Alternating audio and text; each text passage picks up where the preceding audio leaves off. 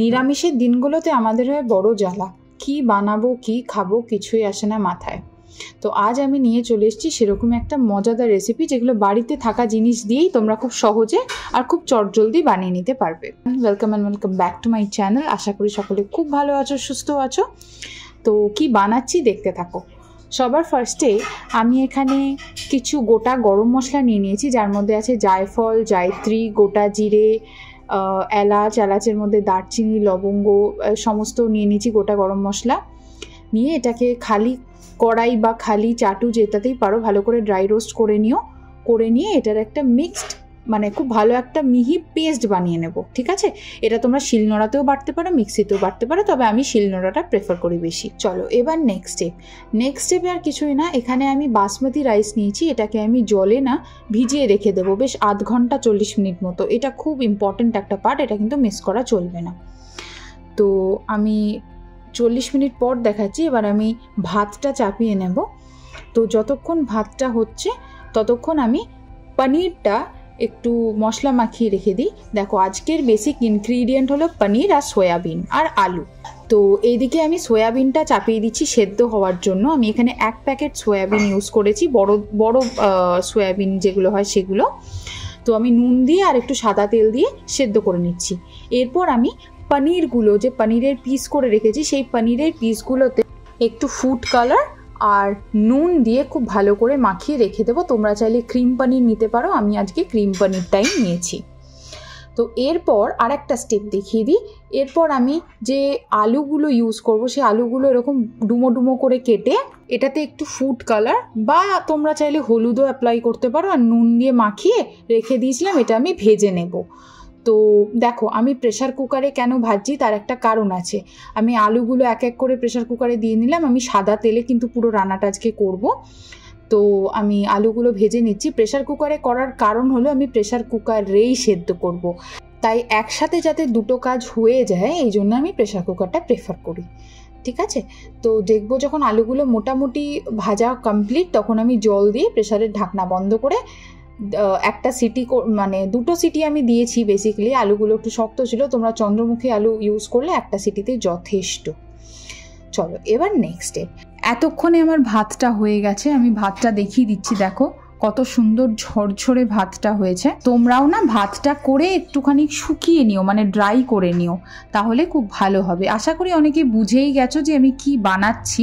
কিন্তু আজকের রান্নায় কিন্তু আমি একদম বাড়িতে থাকা উপকরণ দিয়ে রান্নাটা করছি। হ্যাঁ, পনিরটা তোমাদের কিনতে হবে, আর কিন্তু কিছু নয়। তো যাই হোক, পনিরটা এবার আমি তেলে ফ্রাই করে নিচ্ছি।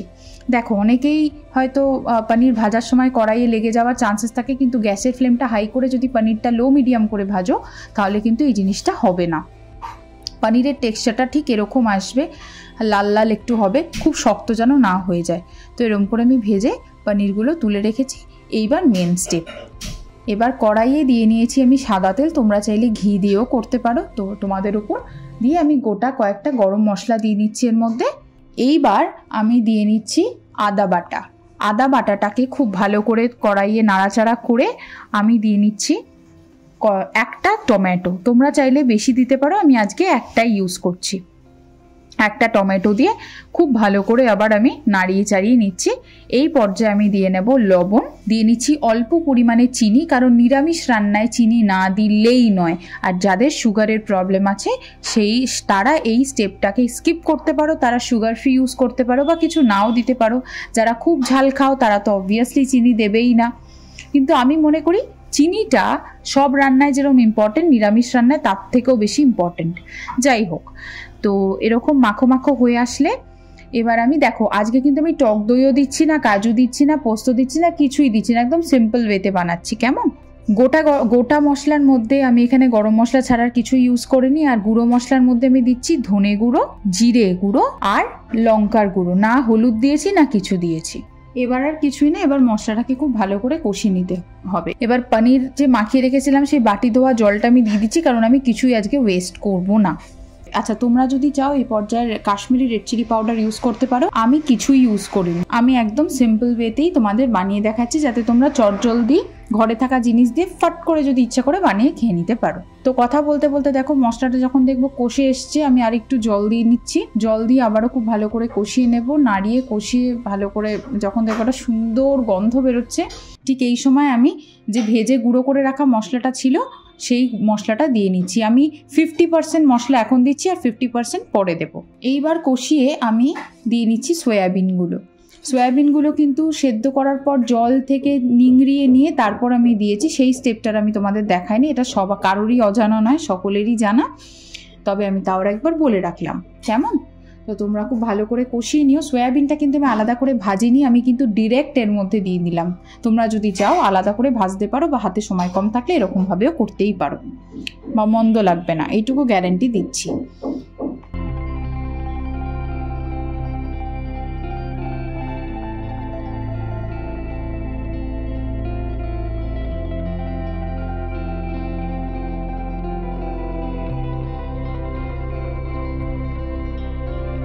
দেখো এবার সয়াবিনটা খুব ভালো করে ফুটিয়ে নিতে হবে, খুব ভালো করে মানে কষিয়ে নিতে হবে যতক্ষণ না অবধি তেল ছাড়ছে, কারণ তেল না ছাড়লে একটা কাঁচা গন্ধ থাকলে ভালো লাগবে না। তো আচ্ছা, তোমরা একটা জিনিস নোটিস করছো যে আমি পনিরটা কেন দিচ্ছি না, পনিরটা কখন দেব, কিভাবে দেব সেটা আমি বলে দেব। পুরো ভিডিওটা দেখতে থাকো, কেন দিচ্ছি না সেটাও বলে দেবো। তো যাই হোক, কথা বলতে বলতে দেখো ঝোলটা একদম শুকিয়ে গেছে। এই পর্যায়ে আমি গ্যাসের ফ্লেম করলাম বন্ধ। এইবার আমি যে ভাতটা করে রেখেছিলাম, যেটা অলরেডি মাঠ গেলে আমি শুকিয়ে নিয়েছিলাম, সেটা আমি এবার এর ওপর দিয়ে ছড়িয়ে নেব। পুরো ভাতটাই কিন্তু আমি এবার মানে স্টিম রাইস ছিল যেটা, সেটা এর ওপর দিয়ে ছড়িয়ে নিলাম। এইবার আমায় যেটা করতে হবে, দেখো আমি আলুগুলোও কিন্তু এর মধ্যে এখন দিইনি, তোমরা হয়তো দেখতেই পেয়েছো। এবার আমি যেটা করব সেটা হলো ভেজে রাখা যে বাকি মশলাটা ছিল, সেই 50% মশলাটা আমি এখন দিয়ে একটুখানি চালের সাথে মিশিয়ে নিচ্ছি, ঠিক আছে? নাহলে ওপর দিয়ে থাকলে বড্ড অসুবিধা হয়। আমার পাত্রটা হয়ে গেছে ছোট, তার উপর চলে গেছে লাইট, তো বড় মুশকিলের মধ্যে দিয়ে আমি ভিডিওটা কিন্তু বানাচ্ছি শুধু তোমাদের জন্য। এবার আমি দিয়ে নিচ্ছি পরিমাণ মতো ঘি, যার যতটা পরিমাণ ইচ্ছা সে দিতেই পারো। আর দিয়ে নিচ্ছি মিঠা আতর। এবার দিয়ে নেব জাফরানি গোলা দুধের যে মিশ্রণটা থাকে সেটা, তোমরা যদি চাও তোমরা ফুড কালারও ইউজ করতে পারো, তবে দুধের সাথেই মিক্স করে দেওয়ার চেষ্টা করো, বড্ড ভালো লাগবে খেতে।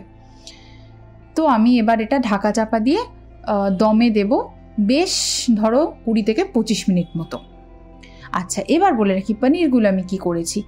সয়াবিনের যে ঝোলটা, সেখান থেকে গ্রেভি কিছুটা তুলে আমি পনির আর আলুটাকে ফুটিয়ে রেখেছিলাম। এই স্টেপটা আমি স্কিপ করে দিয়েছি, কারণ ভিডিওটা প্রচণ্ড বড় হয়ে যাবে, আমি আর দেখাইনি।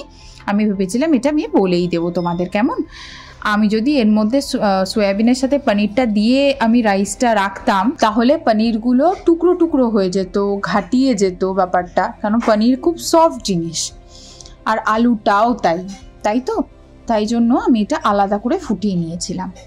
তো দেখো, তোমাদের সাথে কথা বলতে বলতে আমি কিন্তু রেডি করে ফেলেছি আমার তোমার সকলের ফেভারিট ভেজ বিরিয়ানি। যদি বাড়িতে মনে হয় নিরামিষের দিন কি রান্না করব ভেবে পাচ্ছি না, ভালো লাগছে না, তারা কিন্তু চটজলদি এই রেসিপিটা বাড়িতে বানিয়ে খেতেই পারো। আমি কথা দিচ্ছি, গ্যারান্টি দিয়ে বলছি, খারাপ লাগবে না। দেখো আমি খুব কম স্পাইসেস ইউজ করেছি, খুব শর্টকাটে তোমাদেরকে বোঝানোর চেষ্টা করেছি। তোমরা বাড়িতে একবার হলেও অন্তত কিন্তু অবশ্যই রেসিপিটা ট্রাই করো।